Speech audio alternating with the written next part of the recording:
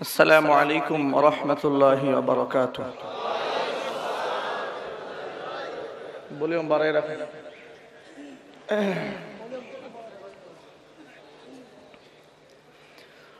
أعوذ بالله من الشيطان الرجيم.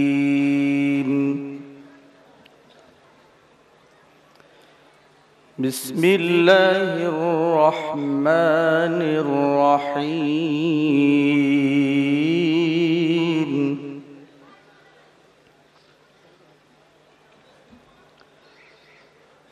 ومن يبتغ غير الإسلام دينا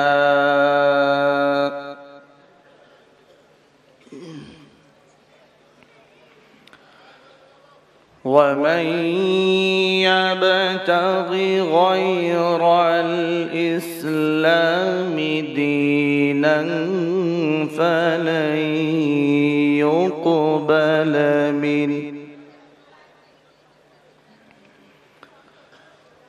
وهو في الآخرة من الخاسرين.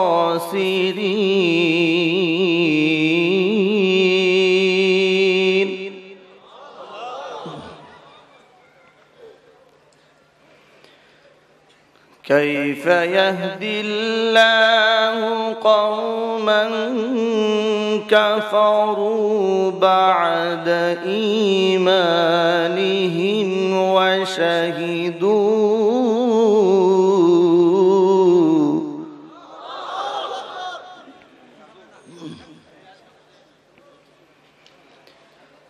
وشهدوا أن الرسول حق وجاءهم البينات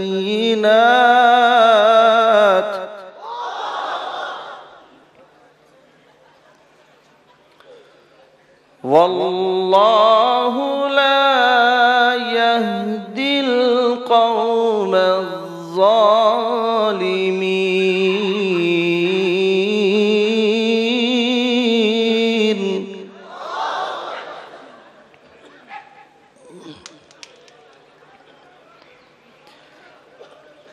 كيف يهدي الله قوما كفروا بعد إيمانهم وشهدوا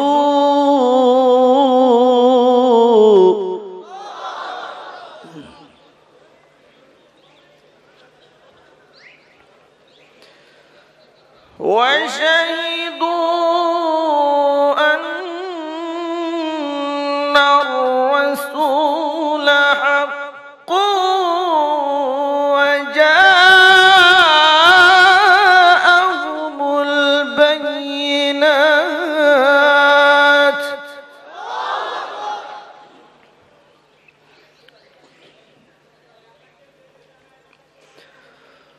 والله لا يهدي القوم الظالمين.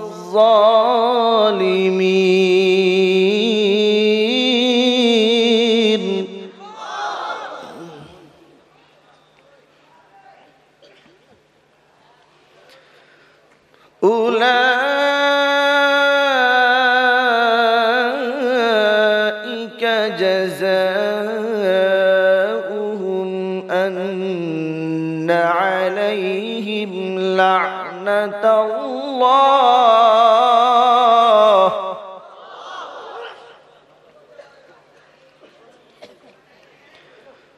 أن عليهم لعنة الله والملائكة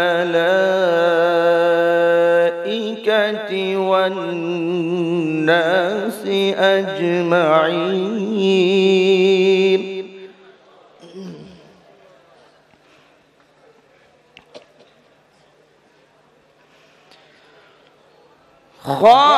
خالدين فيها لا يخفف عنهم العذاب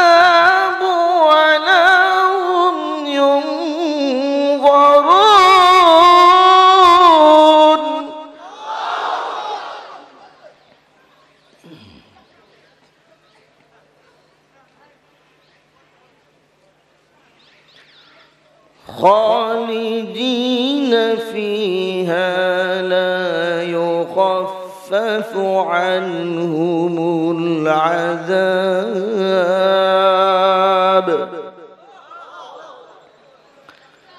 لا يخفف عنهم العذاب ولا هم ينظرون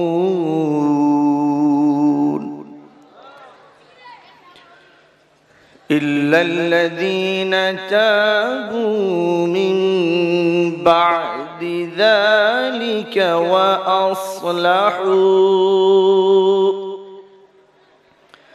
فإن الله غفور رحيم صدق الله العلي العظيم.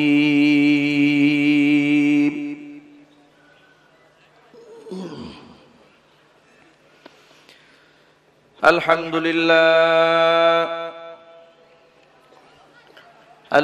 لله نحمده ونستعينه ونستغفره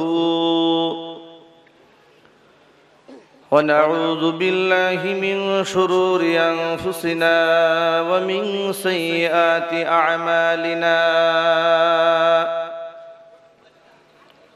من يهده الله فلا مضل له ومن يضلله فلا هادي له ونشهد أن لا إله إلا الله وحده لا شريك له ونشهد أن سيدنا ونبينا وحبيبنا وشفيعنا ومولانا محمدا عبده ورسوله الذي أرسله بالحق بشيرا ونذيرا وداعيا إلى الله بإذنه وسراجا وقمرا منيرا فقد قال الله تعالى في كلامه المجيد وفي فرقانه الحميد أعوذ بالله من الشيطان الرجيم بسم الله الرحمن الرحيم إن الله وملائكته يصلون على النبي يا أيها الذين آمنوا صلوا عليه وسلموا تسليما اللهم صل على محمد وعلى آل محمد كما صليت على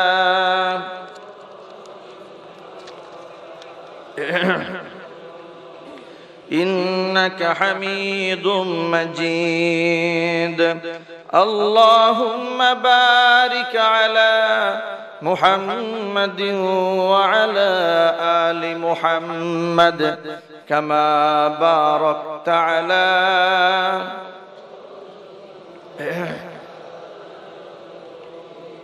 إنك حميد مجيد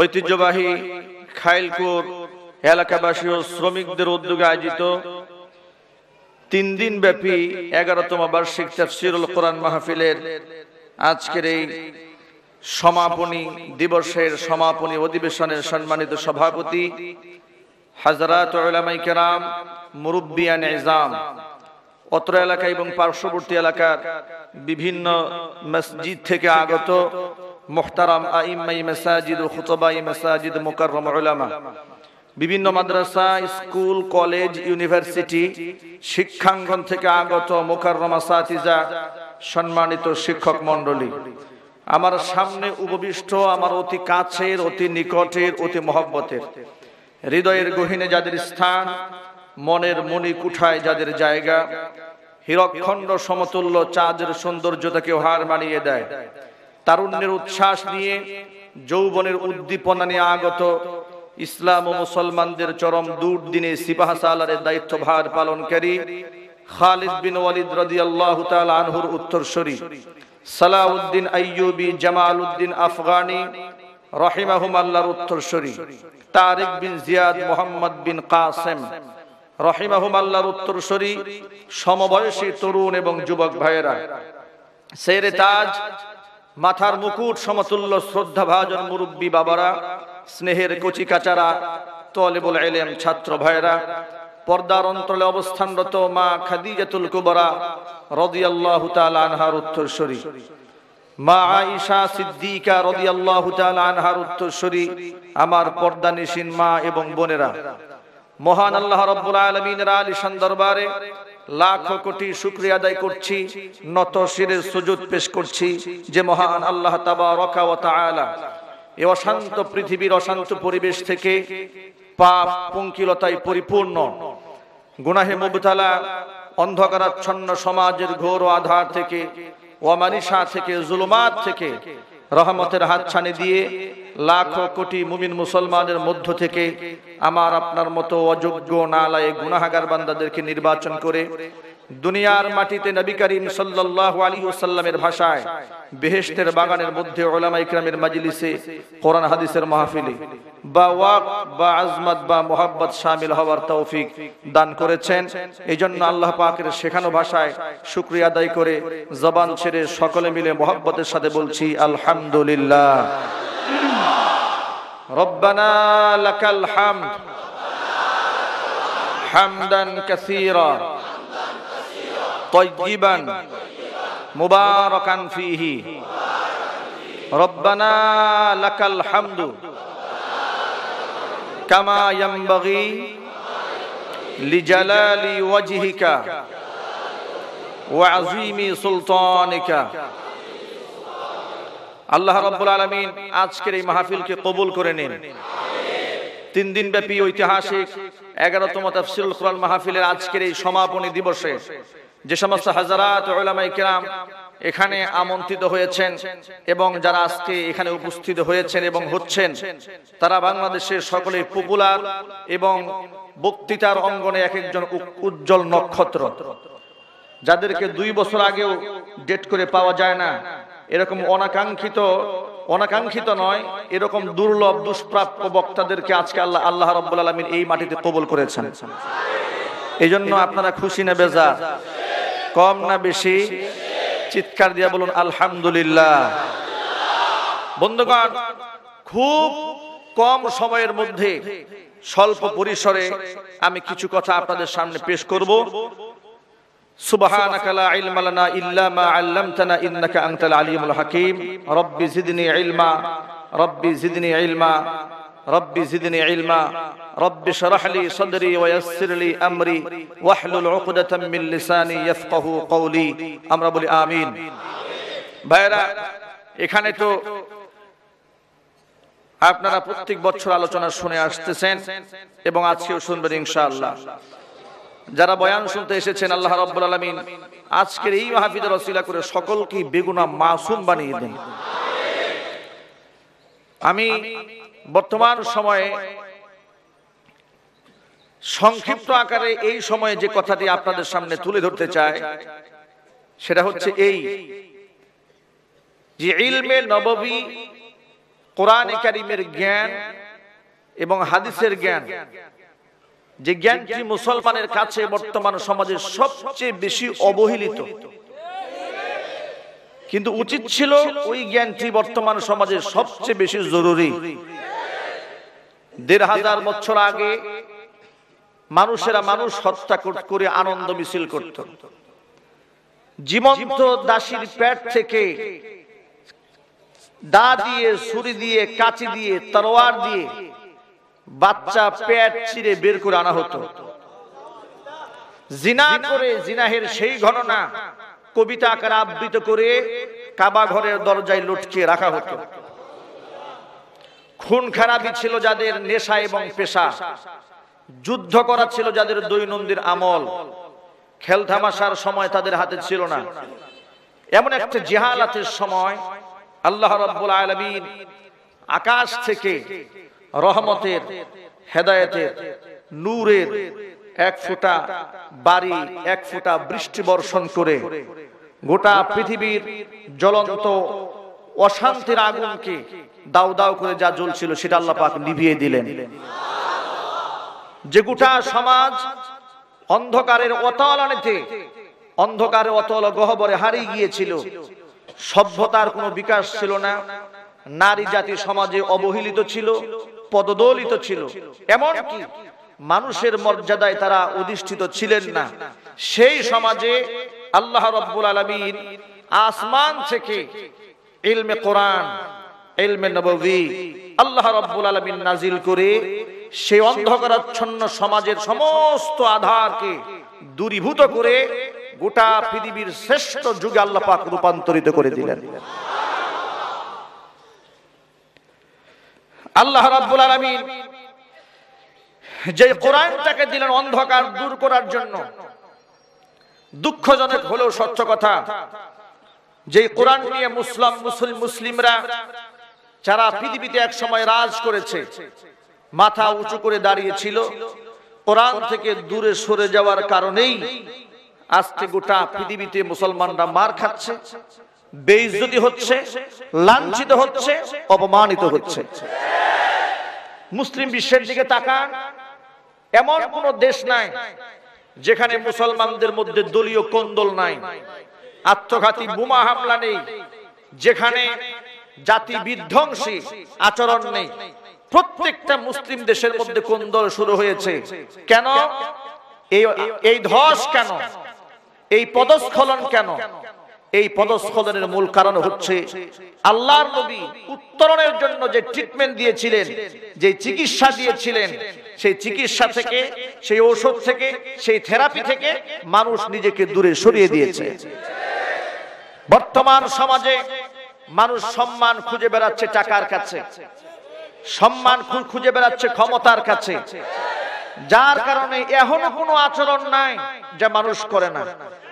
এমন কোন অন্যায় নাই, সুদ থেকে, ঘুষ থেকে, জেনা থেকে, ব্যভিচার থেকে, হত্যাযজ্ঞ থেকে শুরু করে এখনো কোনো পাপাচার নেই যা বর্তমান সময়ে মানুষ করছে না, যা মুসলমানদেরকে গোটা পৃথিবীতে কলুষিত করেছে। এর পেছনে আমরা মুসলিমরা দায়ী, এতে কোনো সন্দেহ নাই। প্রথমে আমরা নিজেরা নিজের অপরাধকে স্বীকার করে নেই। আল্লাহ রাব্বুল আলামিন যেন আমাদেরকে হেদায়েত দান করেন। আরো জোরে বলুন আমিন। ভাইরা, কোন সমস্ত মানুষ নারীদেরকে সম্মান দিয়েছে? যারা নিজের হাতে মেয়েকে হত্যা করেছে, তারাই কোরআনের কাছে এসে সেই সমস্ত মেয়েদেরকে মায়ের মর্যাদায় অধিষ্ঠিত করেছেন। যদি বলেন ঠিক কিনা? এটা কিসের শিক্ষা? বিজ্ঞানের শিক্ষায়, অঙ্কের শিক্ষায়, ইংরেজির শিক্ষায়? কিসের শিক্ষায়? কোরআনে কারীমের শিক্ষায়। আল্লাহর নবী বিশ্বনবী রাহমাতুল লিল আলামিন কালিমার দাওয়াত যখন দিয়ে দিলেন, হুজুরের কাছে একজন লোক এসেছে, তার নাম দাহিয়া কালবি রাদিয়াল্লাহু তাআলা আনহু। তখনও তিনি মুসলমান হননি। আল্লাহ হাবিব ঘোষণা দিয়ে দিলেন, আল ইসলামু ইয়াহদিমু মা ক্বাবলা। জিহালাতের কারণে, মূর্খতার কারণে মানুষ জমিনে যা অন্যায় করেছে, কোন ব্যক্তি যদি কালেমা পড়ে মুসলমান হয়ে যায়, বিগত জিন্দেগীর সমস্ত গুনার খাতা আল্লাহ পাক তারে মাফ করে দিবেন। দাহিয়া কালবি রাদিয়াল্লাহু তাআলা নবীর সামনে আসলেন, ইয়া রাসূলুল্লাহ, আমি যে অন্যায় করেছি আমাকেও কি আল্লাহ পাক মাফ করবেন? আল্লাহর নবী বলে, তুমি কি অন্যায় করেছো? আল্লাহর হাবিব, আমি আমার নিজের হাতে আমার কন্যা সন্তানগুলোকে জীবন্ত দাফন করে ফেলেছি। কোরআন আসার আগে মানুষেরা নিজের কন্যা সন্তানকে দাফন করে ফেলতো। আল্লাহর নবীর কাছে গিয়ে তিনি ঘটনার বিবৃতি দিতে গিয়ে বলেন, ইয়া রাসূলুল্লাহ, আমার যতগুলো কন্যা আমি হত্যা করেছি, সর্বশেষ যে মেয়েটাকে আমি মেরেছি, যার সংক্ষিপ্ত কথা আপনাকে আমি শোনাই। আমার স্ত্রীর গর্ভে বাচ্চা রেখে আমি ব্যবসায়িক কাজে দূর সফরে চলে গিয়েছিলাম। বাচ্চা দুনিয়াতে এসেছে, আমার কন্যা সন্তান হয়েছে, কিন্তু আমি কন্যা সন্তানকে বাঁচিয়ে রাখবো না, কন্যা সন্তানকে মেরে ফেলবো। এই কথা চিন্তা করে আমার স্ত্রী আমার কাছে বিষয়টা অবগত করেনি। আমার কাছে সংবাদ দিয়েছে, তোমার যে সন্তান তুমি আমার গর্ভে রেখে গিয়েছিলে, সন্তানটা মরে গেছে ডেলিভারির সময়। এই যে বাচ্চা দেখতে পাচ্ছ, এটা তোমার সন্তান না, এটা আমার বোনের বাচ্চা। এই কথা বলে মেয়েটাকে নিজের ঘরে লালন পালন করে মোটামুটি যখন বড় করেছে, মেয়েটার সাথে আবার মোটামুটি সখ্যতা মোহাব্বত যখন তৈরি হয়ে গেল, মেয়ের মা যখন বুঝতে পেরেছে বাচ্চার সাথে আমার মোহাব্বত হয়ে গেছে, বাচ্চাকে আমি আর কোনোদিন মারবো না, তখন আমার কাছে সঠিক ঘটনা খুলে বলল, প্রাণের স্বামী, তুমি যাকে তোমার নিজের সন্তান মনে করছো না, অন্যের মেয়ে ধারণা করছো, আসলে এটাই হচ্ছে তোমার কলিজার টুকরা কন্যা সন্তান। এটাই আমার গর্বে ছিল, আমি তোমাকে প্রথমে বলিনি, তুমি তাকে মেরে ফেলতে এই জন্য। দাহিয়া কালবি রাদিয়াল্লাহু তাআলা আনহু বলেন, জিহালাতের কারণে, মূর্খতার কারণে আমার আমলের মধ্যে এতটা অধপতন চলে এসেছিল, আমার দু চোখের মধ্যে এমন আধার ছিল হেদায়েত না থাকার কারণে, কতটা পশুত্ব আমার মধ্যে ভর করেছিল, আমার কলিজার মধ্যে বাচ্চার জন্য একটু দরদ আসলো না। আমি তখন চিন্তা করলাম কিভাবে এই বাচ্চাটাকে হত্যা করা যায়। একদিন বললাম, মেয়েটাকে সাজায় দাও, আমি ওর নানার বাড়ি তোকে বেড়াতে নিয়ে যাব। এই কথা বলে মেয়েটাকে সাজায় নিয়ে ঘর থেকে বের হয়ে এলাম। অনেক দূরে গিয়া মরুপ্রান্তরে গিয়ে যখন তার জন্য আমি কবর খুঁড়ছি, গর্ত করছিলাম, ছোট্ট মেয়েটা আমার পাশে দৌড়দৌড়ি করছে। আমার দাড়ির মধ্যে যখন ধুলাবালি লাগে, ওই মেয়েটা নিজের হাতে আমার বাচ্চাটা নিজের হাতে ধুলাগুলা সরাই দিয়া বলে, আব্বাজান তোমার দাড়ির মধ্যে ধুলা লাগতেছে। এরকম মোহাব্বত মেয়েটা আমার করলো, কিন্তু আমি কেমন পশু ছিলাম। এরপর আমার হৃদয় ঘামলো না। আমি সমাজে লাঞ্ছনা এবং গঞ্জনা, মানুষ আমাকে বলবে তোমার মেয়ে হয়েছে, এ কথা শুনতে চাই না। ওর জন্য কবর খুলে ওখন যখন সেখানে ঢুকাই দিলাম, ও আব্বা বলে একটা চিৎকার মেরেছিল। আল্লাহর নবী সাল্লাল্লাহু আলাইহি ওয়াসাল্লামের কাছে তিনি ঘটনা বলছিলেন, আর বলছেন, ইয়া নবী, ও নবীজি, ওই যে মেয়েটা আব্বা বলে চিৎকার মারলো, ওই মেয়েটার চিৎকারের আওয়াজ, কান্নার আওয়াজ এবং মৃত্যুর আগে তার চিৎকারের আওয়াজটা আমার কানে এখনো বাজে। দাহিয়া কালবি বলেন, আমি নবীজির চেহারার দিকে তাকায় দেখি হুজুরের চোখ থেকে পানির ফোঁটা গড়ায় গড়ায় পড়তেছে, দাড়ি মোবারক ভিজে যাচ্ছে। আল্লাহর নবী সাল্লাল্লাহু আলাইহি ওয়াসাল্লাম কান্না করছেন আর বলছেন, মানুষও পারে এমন কাজ করতে। মেয়েদের অবস্থা এতটা নিচে ছিল যে মেয়ে জন্ম নেওয়াটাই পাপ ছিল সমাজে। সেই সমাজে আল্লাহর নবী সাল্লাল্লাহু আলাইহি ওয়াসাল্লাম বললেন, তিরমিজির হাদিসে এসেছে, যার 3টি কন্যা সন্তান হবে, সেই সন্তানদেরকে সে বাবা মোহাব্বত করবে, ভালোবাসবে, সৎপাত্রস্থ করবে। কিয়ামতের মাঠে ওই 3 কন্যার বাবা আর আমি নবী মুহাম্মদ রাসূলুল্লাহ জান্নাতের মধ্যে এই রকম পাশাপাশি থাকবো। আরো আসতে বলেন সুবহানাল্লাহ। এই রকম মধ্যমা আঙ্গুলি আর শাহাদাত আঙ্গুলি এভাবে জমা করে সাহাবায়ে কেরামের সামনে দেখালেন, সাহাবীরা, ওই 3 কন্যার বাবা আর আমি মুহাম্মদ রাসূলুল্লাহ বেহেশতের মধ্যে এই রকম পাশাপাশি থাকবো। আরো জোরে বলেন সুবহানাল্লাহ। এভাবে কোরআন সমাজে এসে নারীকে অধপতনের অতল গহ্বর থেকে রানীর সিংহাসনে বসালেন ইলমে নববীর মাধ্যমে, কোরআনের মাধ্যমে। চিৎকার দিয়ে বলেন ঠিক কিনা? গেল একটা, যারা মানুষ হত্যা করত, কোরআন তাদেরকে ট্রিটমেন্ট দিয়ে দিল, ঔষধ দিয়ে দিল। ঔষধ কি? কোরআনে কারীমের ভাষায় শোনা। আল্লাহ রাব্বুল আলামিন সূরা মাঈদার 6 নম্বর পারার 12 নম্বর পৃষ্ঠার মধ্যে হত্যাকারীদের ঔষধ দিয়ে দিলেন, যারা মানুষ হত্যা করে, খুন করে। আল্লাহর ভাষায় শুনুন, মান ক্বাতালা নাফসান বিগাইরি নাফসিন আও ফাসাদিন ফিল আরদ ফাকান্নামা ক্বাতালান নাস জামিআ। অন্যায়ভাবে যে একজন মানুষকে হত্যা করলাম, আল্লাহ পাক বলেন সে যেন একজনকে মারল না, ফাকান্নামা ক্বাতালান নাস জামিআ, সে ব্যক্তি যেন গোটা জগতের সকল মানুষকে মেরে ফেললো। নাউজুবিল্লাহ পড়েন। সে যেন একজনকে হত্যা করলো না, জগতের সকল মানুষকে সে হত্যা করেছে। কোরআন কারীমের ৫ম পারা ১০ম পৃষ্ঠা অন্য আয়াতে ১২ নম্বর পৃষ্ঠার মধ্যে আল্লাহ রাব্বুল আলামিন ভিন্ন সূরার ভিতরে বলেন, মান ক্বাতালা নাফসাম মুতাআম্মিদান ফাজাযাউ জাহান্নাম, ইচ্ছাকৃতভাবে যদি কেউ মানুষ হত্যা করে তার ঠিকানা হবে জাহান্নাম। তার ঠিকানা কোথায়? এই সমস্ত আয়াত দিয়ে সমাজের খুন খারাপি কোরআন বন্ধ করে দিল। সুবহানাল্লাহ। যারা মানুষ হত্যা করত তারা যখন জানলো যে আমি মানুষ হত্যা করলে আমার ঠিকানা কোথায় হবে, জোরে বলে, তাহলে এই সমস্ত শিক্ষায় শিক্ষিত হলে এই আয়াতগুলো কেউ যদি জানে তাহলে সে খুনি হবে, ডাকাত হবে, মাস্তান হবে, চাঁদাবাজ হবে। চিৎকার দিয়ে বলেন কি হবে? আল্লাহর ওলি হয়ে যাবে। জোরে কোন ঠিক কিনা? কিন্তু আজকে আমার সমাজের কিছু মুসলিম দেশের, আমি বলবো আগাছা, মুসলিম নামের কলঙ্ক, এই বাংলার মাটিতে কিছু নতুন বুদ্ধিজীবীর আবির্ভাব হয়েছে যারা বলে কোরআন শিখলে মানুষ জঙ্গি হয়ে যায়। চিৎকার দিয়া বলেন নাউজুবিল্লাহ। প্রমাণ আমার কাছে নেন, কে বলেছে, কখন বলেছে, কোথায় বলেছে, ডকুমেন্টস নেন আমার কাছে। বাংলাদেশের টেলিভিশনে বসে বসে সারা বাংলার মধ্যে কুখ্যাত একজন ইসলামের দুশমন, নাম তার শাহরিয়ার কবির। নাম না বলে পারলাম না, তার কারণ হলো সে আমার কোরআনের মধ্যে সরাসরি হাত দিয়েছে। মাদ্রাসা সিলেবাসের বই দিয়ে বলছে যে এখানে শেখানো হচ্ছে অতে ওযু করে নামাজ পড়ো, মসজিদে যাও নামাজ পড়ো, পবিত্রতা অর্জন করো, গতে গান গাওয়া হারাম। মাদ্রাসায় যে এগুলো পড়ানো হচ্ছে এগুলো নাকি কোনো লেখাপড়াই না। শুধু তাই বলে নাই, সে স্পষ্ট বলেছে, শেষ পর্যন্ত এই কথা সে স্পষ্ট তার মুখ দিয়ে বলেছে, এই সমস্ত শিক্ষায় শিক্ষিতরা ওই যে গুলশানে যে হত্যাকাণ্ড ঘটিয়েছে এই সমস্ত শিক্ষায় শিক্ষিতরা নাকি হরি আর্টিজানের ঘটনা ঘটায়।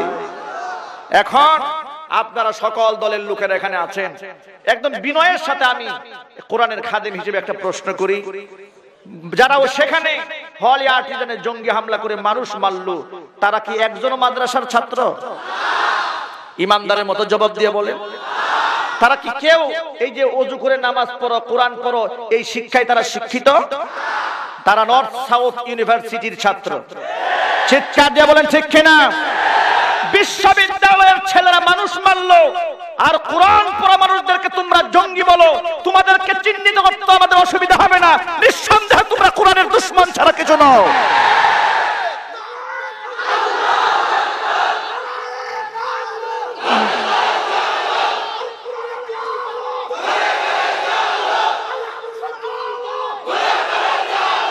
আমার বন্ধুগণ, আমার ভাইরা, আমি তো জানি একজন সুদখোর জিনাকার লম্পট যদি আল্লাহ পাকের কোরআন পড়ে সে আর লম্পট থাকবে না, আল্লাহর ওলি হয়ে যাবে। জোরে বলেন ঠিক কিনা? একজন সুদখোর, ঘুষখোর, জিনাকার, বদমাশ, খুনি, লটেরা, মাস্তান, ডাকাত যদি কবরের আযাব সম্পর্কে জানে, সে যদি আমার নবীর চরিত্রের ব্যাপারে জানে, সে যদি ইসলাম সম্পর্কে অবগত হয়, জঙ্গি হামলা করবে দূরের কথা, কোরআন শরীফটা কি জঙ্গির পক্ষে না বিপক্ষে? যদি বলে জিহাদ আর জঙ্গি কি এক জিনিস?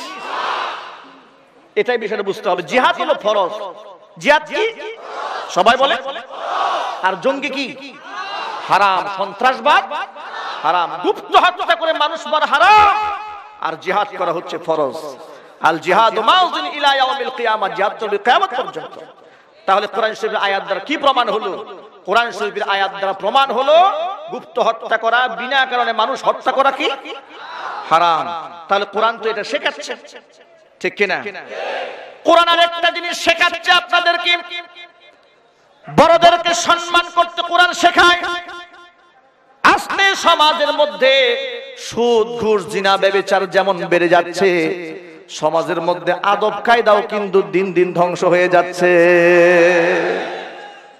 আমরা ছোটবেলায় দেখেছি, স্কুলে যখন আমরা পড়েছি, মাদ্রাসায় পড়েছি, তখন আমাদের শিক্ষকরা যেই রাস্তায় হাঁটতো, আমরা যদি কোনোভাবে একবার দেখতাম যে আমাদের শিক্ষক আসতেছে, ওই রাস্তায় আর পা রাখতাম না। হয়তো ভয়ে এভাবে জড়সড়ি হয়ে দাঁড়িয়ে থাকতাম, সাইকেলে থাকলে সাইকেল থেকে নেমে যেতাম, চুপচাপ দাঁড়িয়ে থাকতাম, না হয় রাস্তা ছেড়ে আগেই ভাগতাম। মানে উস্তাদ যাচ্ছে, তার সামনে দিয়ে আমি কেমনে যাব? একটা ভিতরে একটা তার প্রতি একটা শ্রদ্ধা, একটা সম্মান বোধ আমাদের মধ্যে কাজ করত। আজকে আমার দেশের শিক্ষার হার বেড়ে যাচ্ছে, আলহামদুলিল্লাহ। আমি শিক্ষার হার নিয়ে কথা বলতে চাই না। পিএইচডি পরীক্ষাতে 98% লোক তারা পাস করেছে, আলহামদুলিল্লাহ। দেশ আরো এগিয়ে যাক, আল্লাহর কাছে সেই দোয়াটাই আমরা করি। কিন্তু এর সাথে কামনা করি যে শিক্ষার হার তো দিন দিন বেড়ে যাচ্ছে, কিন্তু মানবতার হার দিন দিন কমে যাচ্ছে। যদি বলেন ঠিক কিনা? শিক্ষার হার বেড়ে যাচ্ছে, কিন্তু মনুষ্যত্ব দিন দিন ধ্বংস হয়ে যাচ্ছে। আমার বন্ধুগণ, শিক্ষাঙ্গনে যদি সেই মনুষ্যত্ব ঢুকাতে হয়, তাহলে শুধুমাত্র বয়ান দিয়ে কাজ হবে না, শিক্ষাঙ্গনের মধ্যে কোরআনের নূর ঢুকিয়ে দিতে হবে। আল্লাহর নবীর হাদিস পড়ানো হবে। তিরমিজির হাদিসে এসেছে, বিশ্বনবী সাল্লাল্লাহু আলাইহি ওয়াসাল্লাম বলেন, মান লাম ইয়ারহাম সগীরানা ওয়া লাম ইউক্কির কাবীরানা ফালাইসা মিন্না। যেই ব্যক্তি আমার ছোটকে স্নেহ করলো না, বড়কে সম্মান দিল না, অবশ্যই সেই ব্যক্তি আমি নবীর উম্মত হিসেবে পরিগণিত হবে না। এই শিক্ষা কোথায় আছে? হাদিসে। সুবহানাল্লাহ। তাহলে কোরআন কি শিখাচ্ছে? কোরআন মানুষকে মানবতা শিখাচ্ছে, বড়দেরকে শ্রদ্ধাবোধ শিখাচ্ছে। আজকে স্কুল, কলেজে, ভার্সিটির ছেলেদের শিক্ষাঙ্গনে যে ব্যাগের মধ্যে বই পুস্তক থাকার কথা ছিল, বই পুস্তকের সাথে এখন ইয়াবা, ট্যাবলেট পাওয়া যাচ্ছে। যদি বলেন ঠিক কিনা? প্রতিদিন মিয়ানমারের সীমান্ত দিয়ে বাংলাদেশে 30 লক্ষ ইয়াবা ট্যাবলেট ঢুকে যাচ্ছে। ভারতের সীমানায় গুলি খেয়ে কত গরু ব্যবসায়ী মারা যায়, কিন্তু আজ পর্যন্ত ইয়াবা ব্যবসায়ী মূল্য না একজনও। চিৎকার দিয়ে এখন ঠিক কিনা? গরু ব্যবসায়ী মরে যাচ্ছে বিএসএফ এর গুলিতে। গরু কেন নিয়ে যাচ্ছে? কিন্তু আজ পর্যন্ত আমি শুনলাম না যে একজন ইয়াবা ব্যবসায়ী তিনি ভারত সীমানা পার করে ইয়াবা আনার সময় বিএসএফ এর গুলিতে মারা গেছে, কোনোদিন শোনা গেল না। যারা এই ইয়াবা পাচার করছে তারা কি অশিক্ষিত লোক? আপনারা কি মনে হয় তারা অশিক্ষিত লোক? তারা অনেক শিক্ষায় শিক্ষিত, কিন্তু আসল জিনিসটা নাই, সেটা হলো কোরআনটা দিলের মধ্যে নাই, পরকালের ভয় নাই, আল্লাহর কাছে জবাবদিহিতার ভয় নাই, আর সব আছে। ও মুসলমান জওয়ান ভাইয়েরা আমার, সংক্ষিপ্ত আকারে আমি আমার জওয়ান ভাইদের বলতে চাই, যুবক ভাইয়েরা, এই জীবনটা তো আমার জন্য শেষ না। কিয়ামতের দিন 5টা প্রশ্নের জবাব না দিলে আল্লাহ পাক হাসরের ময়দান থেকে পা সরাতে দিবেন না। এর মধ্যে গুরুত্বপূর্ণ একটা অংশ হলো আমার যৌবনকালের সেই সময়টা, আনসাবাবিহি ফিমা আবলা। আমার জওয়ানকালটা আমি কোন কাজে ব্যয় করেছি, আমার যৌবন কোন কাজে ব্যয় করেছি আমি। কিয়ামতের দিন এটা একটা আলাদা স্পেসিফিক সুনির্ধারিত করে একজন বিষয়বস্তু আকারে আল্লাহ পাক প্রশ্ন করবেন। ও যুবক ভাইয়েরা, যারা এই ইয়াবায় আসক্ত হয়ে যাচ্ছেন, বিনয়ের সাথে বলি ভাইয়েরা, এই দুনিয়া শেষ নয়, আমাকে মরে যেতে হবে, যে কোনো মুহূর্তে আজরাইল চলে আসবে। আমার কবর আছে, আমার দুজক আছে, আমার মিজান আছে, আমার পুলসিরাত আছে। অতএব এই ইয়াবা থেকে আমার দেশ ও জাতিকে আল্লাহ হেফাজত করেন, যদি বলেন আমিন। তাহলে কোরআন মাদকের বিরুদ্ধে কথা বলে। কোরআন কয়টা পয়েন্ট বললাম? নারীর অধিকারের পক্ষে কথা বলে কোরআন, সুবহানাল্লাহ। মুরব্বীদের সম্মানের পক্ষে কথা বলে কোরআন, জঙ্গিবাদের বিরুদ্ধে কথা বলে কোরআন, ছোটদেরকে স্নেহের ব্যাপারে কথা বলে কোরআন, সুবহানাল্লাহ। এভাবে অনেক ভাইরা দাঁড়ায় আছেন, মেহেরবানি করে চেপে চেপে বসার কিছু সুযোগ আছে? যদি সুযোগ থাকে মেহেরবানি করে একটু আগায় বসেন। দাঁড়ানো ভাইরা বসে যান,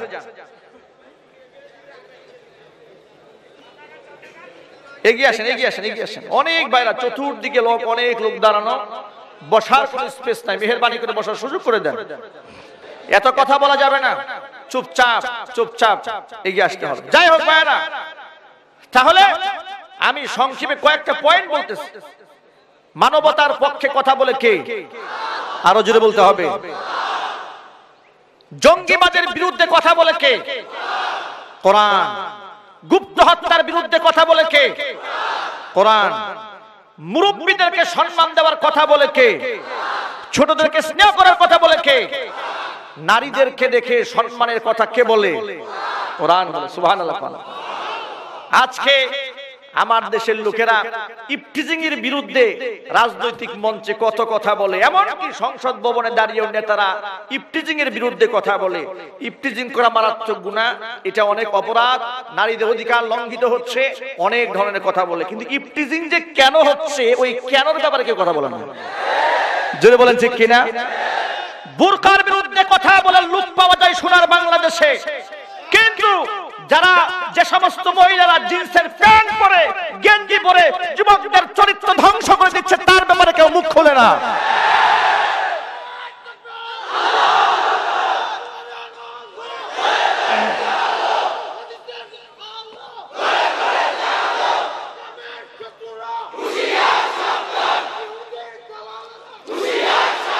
আমার ভাইরা, আমার বন্ধুগণ, এখানে সবাই আছেন, সবাই একটু বলেন, আপনারা ইফটিজিং এর পক্ষে না বিপক্ষে? বিপক্ষে কারা কারা? হাতগুলো দেখি। আল্লাহ তুমি আমাদের হাতকে কবুল করো, জোরে বলেন আমিন। এবার হাত নামান। এবার কোরআনে কারীমের আয়াতের দিকে তাকান। আল্লাহ পাক এই ব্যাপারে কি বলেন? ওয়াকুল লিল মুমিনিনা ইয়াগুদ্দু মিন আবসারিহিম ওয়া ইয়াহফাযু ফুরুজাহুম যালিকা আযকা লাহুম ইন্নাল্লাহা খাবীরুম বিমা ইয়াসনাউন।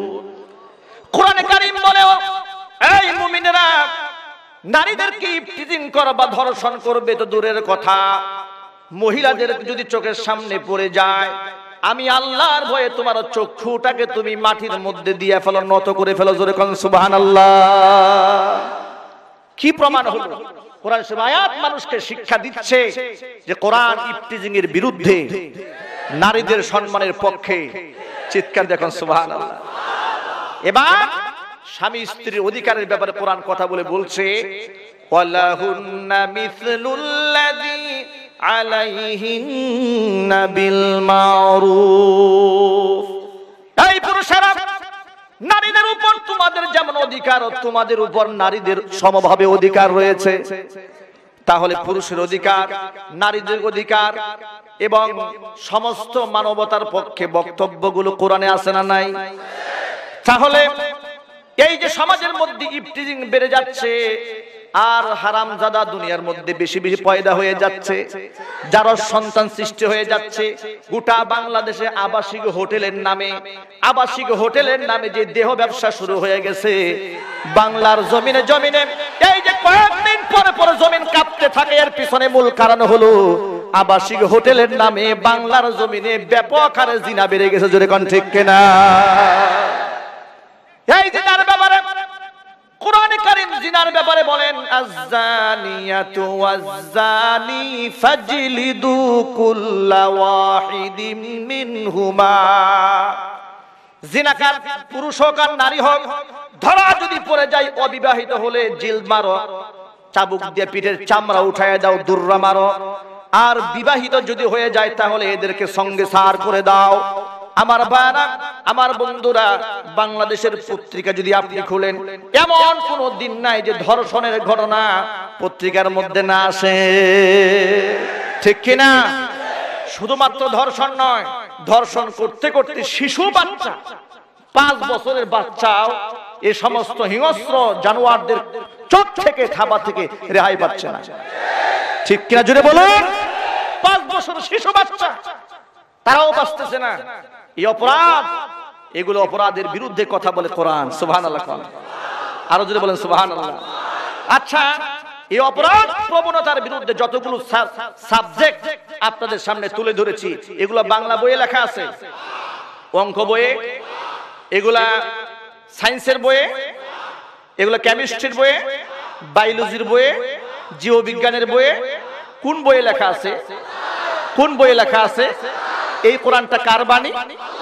আর যারা বলেন কার বাণী?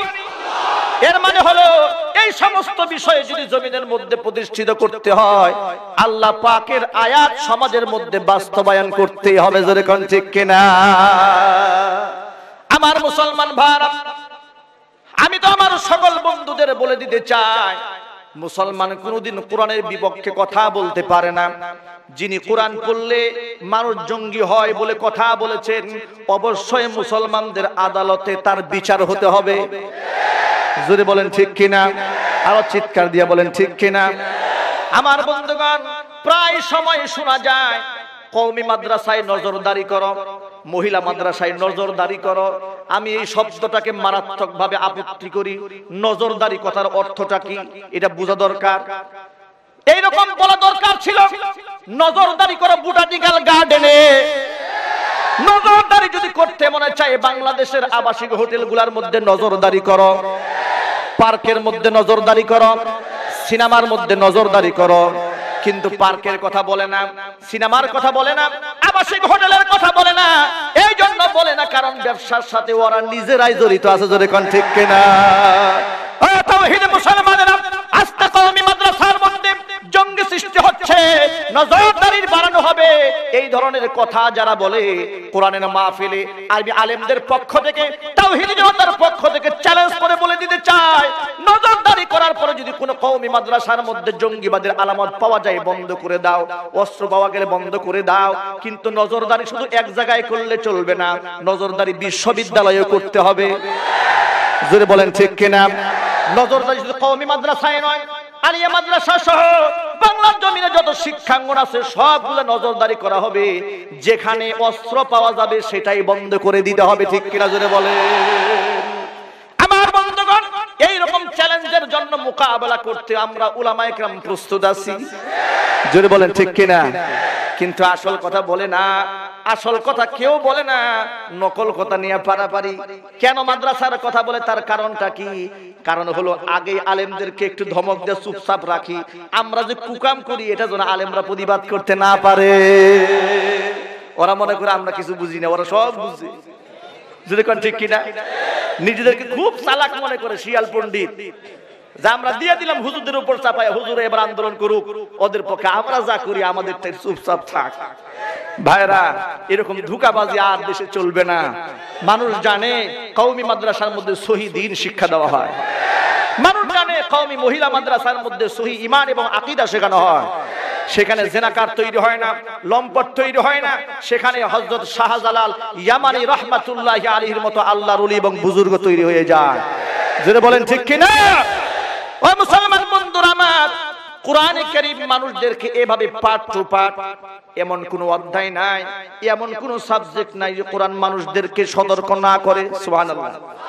এগুলো একটা একটা বলতে গেলে সারা রাত শেষ হয়ে যাবে। এক একটা সেক্টর বলতে যে কোরআনে কি কি আছে, আমি মৌলিক কয়েকটা ধারণা দিলাম। এরপরে মানব জীবনে আরেকটা বড় অংশ, সেটা কি? যে সন্তান হিসেবে পিতামাতার প্রতি দায়িত্ববোধ। আজকে শিক্ষার হার বেড়ে যাচ্ছে, কিন্তু বুড়া বুড়ির স্থান হয়ে যাচ্ছে বৃদ্ধাশ্রম। মানুষ সমাজের মধ্যে বাবা মা তত অবহেলিত হচ্ছে। শিক্ষার হার যত বেড়ে যাচ্ছে, বাবা মার প্রতি মানুষের অবজ্ঞা, অবহেলা, লাঞ্ছনা, গঞ্জনা দিন দিন বেড়েই যাচ্ছে। মাথার ঘাম পায়ে ফেলে পরিশ্রমের টাকা দিয়ে ছেলেকে অনেক শিক্ষিত বানিয়েছে, ডক্টর বানিয়েছে, বিয়ে করেছে উনি আরেক ডক্টর। ডক্টরে ডক্টরে এমন আগুন ধরেছে, এখন দুই ডক্টরের জ্বালা বাবা মার ঘরে থাকার কোনো সুযোগ নাই। ডক্টর বিয়ের সময় আগে শর্ত দিচ্ছে, আমি কিন্তু ওই যে পানের টিক টিক পরিষ্কার করতে পারবো না, এই বুড়া মানুষের ঝামেলা কিন্তু আমার ঘরে চলবে না, ওই গ্রামে গিয়ে রেখেছো। বাস্তবতা আছে না নাই? এই যে আমাদের গাজীপুরে মণিপুরে যান, বৃদ্ধাশ্রমের রিপোর্ট একটা নিয়ে আসেন, দেখুন সেখানে কারা আছে। আপনি দেখবেন সরকারি উকিল, ব্যারিস্টার, জজ, তাদের মায়েরা পড়ে আছে, বাবারা পড়ে আছে বৃদ্ধাশ্রমে। যেরকম ঠিক কিনা? অস্ট্রেলিয়ায় সিটিজেনশিপ পেয়েছে ছেলেরা, মেয়েরা কানাডায় জার্মানিতে থাকে, তাদের বাপ মা আজকে স্থান হয়েছে বৃদ্ধাশ্রমে। কিন্তু কোরআনের মাহফিলে আল্লাহর নামের কসম করে বলি, এই গার্জিয়ানরা কান খুলে শুনে রাখুন, শুধুমাত্র বাংলাদেশ নয়, গোটা পৃথিবী খুঁজে একজন আলেমের বাপ মাকে বৃদ্ধাশ্রমে খুঁজে পাওয়া যাবে না। চিৎকার দিয়ে বলেন ঠিক কিনা? কেন পাওয়া যাবে না?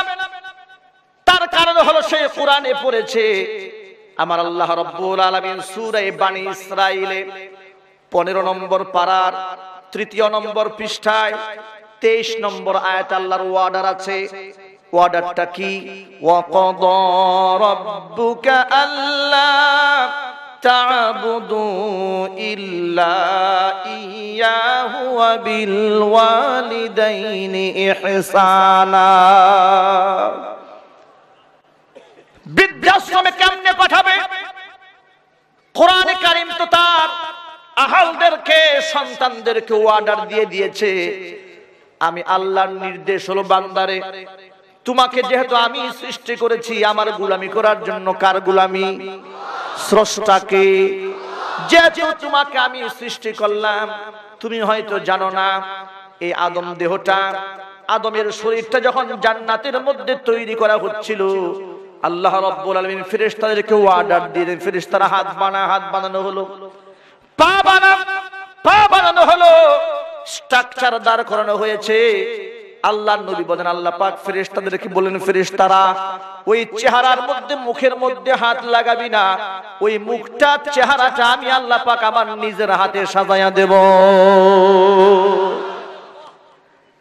আমার বন্ধুগণ, এত সুন্দর করে নাকটা বসিয়ে দিলেন, চক্ষুটাকে এত সুন্দর করে বসালেন, ভুরুটা এখানে দিয়া দিলেন। এটা কত, আমি যদি চেহারার বর্ণনা দিতে যাই রাত শেষ হয়ে যাবে, এখন সেদিকে যাব না। শুধু এতটুকুন বলতে চাই, আল্লাহ রাব্বুল আলামিন এত সুন্দর করে চেহারা বানালেন, ফেরেশতাদেরকে হাত লাগাতে দিলেন না, নাক বসালেন, কপাল বানালেন। কেন? এই জন্য দিয়া দিলেন, বান্দারে ওই নাক দিয়ে, ওই কপালটা দিয়ে কাউরে সিজদা দিবি না, একমাত্র আমি আল্লাহকে দিবি। যেরকম সুবহানাল্লাহ। কিন্তু আজকে মুসলমান সে কথা ভুলে গেছে, যেই নাকটা এত সুন্দর করে আমার আল্লাহ বসাই দিলেন, যে কপালটা নিজের হাতে সাজালেন, ওই নাক দিয়া, চেহারা দিয়ে আমার আল্লাহকে সিজদা না দিয়ে বহুত মুসলমান আছে বিভিন্ন মাজারে গিয়ে সিজদা দেয়। জোরে কোন ঠিক কিনা? শুধু তাই না, মাজারে গিয়ে সিজদা দিচ্ছে তা না, বাংলার জমিনে এমন ভণ্ড পীর গজায় গেছে, পাটা লম্বা করে দিয়ে রাখে, বুড়ুগুলা 10-30 হাত লম্বা হয়ে গেছে, পায়ের মধ্যে গিয়া মুরিদরা চুমা মারছে আর সিজদা দিচ্ছে। যদি কোন ঠিক কিনা? ও মুসলমান ভাইরা, সিজদা দেব কার সামনে? শাহাদাত আঙ্গুলি উপরের দিকে দিয়া বলেন, কার সামনে? আরো চিৎকার দিয়া বলেন না, কার সামনে? আমার বন্ধুগণ, সেই সিজদাকে ভাব করে যারা আল্লাহকে সিজদা দেওয়া বাদ দিয়ে যারা পীরের পায়ে সিজদা দেওয়ার বিধান করে দিয়েছে, মুসলমানের বুঝতে মোটেও কষ্ট হবে না। নিঃসন্দেহে তারা আল্লাহর দুশমন, কোরআনের দুশমন, ইসলামের দুশমন ছাড়া অন্য কেউ নয়। ঠিক কিনা? ও মুসলমান ভাইরা আমার, আলহামদুলিল্লাহ। বন্ধুগণ, আল্লাহ রাব্বুল আলামিন আজকের প্রোগ্রামের সম্মানিত প্রধান অতিথি, আমাদের সকলের মহব্বত এবং কলিজার টুকরা, বাংলাদেশের হাজারো উলামায়ে কিরামের নয়নমণি, বাংলাদেশের তাওহীদি জনতার নয়নমণি আল্লামা খালেদ সাইফুল্লাহ আইয়ুবী দামাত বারাকাতুহুম মুদ্দাজিল্লুহুল আলিয়া ইতোমধ্যেই আমাদের মাঝে স্টেজে উপস্থিত হয়েছেন। এই জন্য আমরা একবার শুকরিয়া আদায় করে জোরে সুরে বলি আলহামদুলিল্লাহ। আরো জোরে বলুন আলহামদুলিল্লাহ। হযরত এখনই বয়ান শুরু করবেন, আমি শুধু আয়াতটা শেষ করে দিচ্ছি, এখানে আমার বয়ান শেষ। বন্ধুগণ, তাহলে নাক কপাল দিলেন কাকে সিজদা দেওয়ার জন্য? আল্লাহকে। কিন্তু মানুষ দিচ্ছে কাকে? মাজারে দিচ্ছে মানুষ, পীরের পায়ে। ঠিক কিনা? এখন এগুলা করে করে তারা টেলিভিশনে অ্যাড দিচ্ছে যে আপনি কি আল্লাহর ওলি হতে চান, তাড়াতাড়ি অমুক বাবে গজবে গিয়ে যোগাযোগ করেন। আছে কিনা জোরে কোন? আরো জোরে আছে না নাই? অমুক বাবে গজবে গিয়ে যোগাযোগ, আমি বাবে রহমত, বাবে গজব, ওখানে গিয়ে যোগাযোগ করেন। ওখানে গিয়ে যোগাযোগ করলে ইমানটা যে কোথায় যাবে, পরে টর্চ লাইট দিয়ে খুঁজে পাওয়া যাবে না। যদি কোন ঠিক কিনা? আমি এই জন্য সকল তাওহীদি মুসলমান ভাইদেরকে বলতে চাই, আকীদার কথা, সহি আকীদার কথা, সুন্নাহর কথা, মানবতার কথা, নারীর মর্যাদার কথা, শ্রমিকের অধিকারের কথা, ছেলেমেয়ের অধিকারের কথা, পিতামাতার সম্মানের কথা সব লেখা আছে কোরআনে। জঙ্গিবাদের বিরুদ্ধে লেখা আছে কোরআনে। এত মানবতার কথা দিয়ে কোরআন নাজিল করলেন সমাজ বিনির্মাণের জন্য। আজকে সেই কোরআনই যদি আমার সমাজে না থাকে, সেই কোরআনই যদি আমার বাচ্চা শিখতে না পারে, তাহলে লাল গরুটা ওই রকম গল্প পড়ে পড়ে কাফের হওয়া ছাড়া সমাজের মুসলমানের কোনো উপায় থাকবে না। জুড়ে বলেন ঠিক কিনা? আজকে ষড়যন্ত্রমূলক ভাবে হিন্দুদের বলি পাঠা জবাই দেওয়ার ইতিহাস মুসলমানদেরকে পড়াবার জন্য এগুলোও শিক্ষাঙ্গনে ঢুকিয়ে দেওয়া হয়েছিল। আলহামদুলিল্লাহ আলেমদের ত্যাগ কোরবানি আন্দোলনের মুখে সেগুলো ডাস্টবিনে নিক্ষিপ্ত করা হয়েছে। আমি বলতে চাই মুসলমানদেরকে এক থাকতে হবে। যে কোনো পরিস্থিতির মোকাবেলায় মুসলমান যদি এক থাকতে পারে, তাহলে 2, 4, 5টা কাফেরের দ্বারা বাংলার জমিনে ঈমান নিয়ে ছিনিমিনি খেলতে পারবে না। প্রস্তুত আছেন কারা কারা? দুই হাত দেখতে চাই।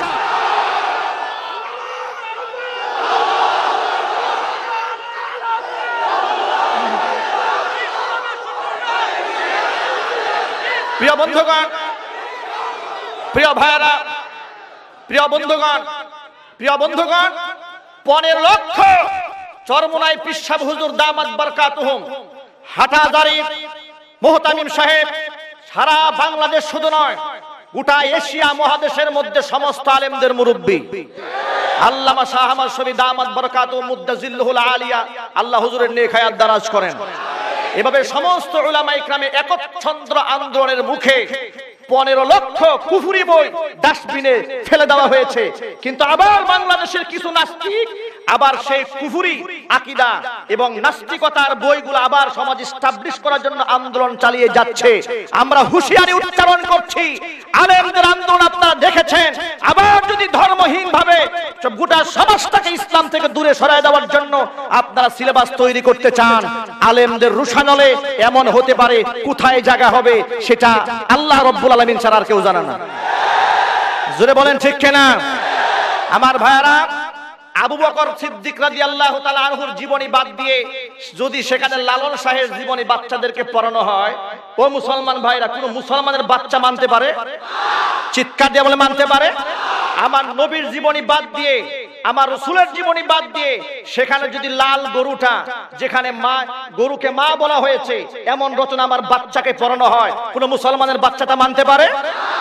ক্লাস 5 এর বইয়ের মধ্যে বাংলাদেশের কুখ্যাত নাস্তিক হুমায়ুন আজাদের লেখা ওই বই পড়ো না, ওই বই ধরো না, যে বই তোমার ধর্ম অন্ধ বানায়। ভাইরা, যে বই তোমাকে ভয় দেখায়, এই বই বলে সে মিন করেছে আল্লাহর কোরআনকে। আমি বলতে চাই, কোন সাহসে, কার উস্কানিতে ষড়যন্ত্রমূলক ভাবে আমার সন্তানকে, মুসলমানের ছেলেকে কোরআন বিদ্বেষী বানাবার জন্য এমন কবিতা সিলেবাসে ঢুকানো হয়েছিল? জোরে বলেন ঠিক কিনা?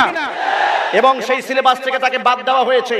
কিন্তু এক শ্রেণীর দালাল গোষ্ঠী আবার নতুন করে তাকে বইয়ের মধ্যে সংশোধন করার জন্য আন্দোলন চালাচ্ছে। হুঁশিয়ারি উচ্চারণ করে দিতে চায়, মুসলমানের দেশের মধ্যে তাল ভাড়া মুসলমান বরদাস্ত করবে না। অতএব আল্লাহ রাব্বুল আলামিন আমাদের সকলকে ইসলামের জন্য, দ্বীনের জন্য, কোরআনের পক্ষে থাকার তৌফিক দান করেন।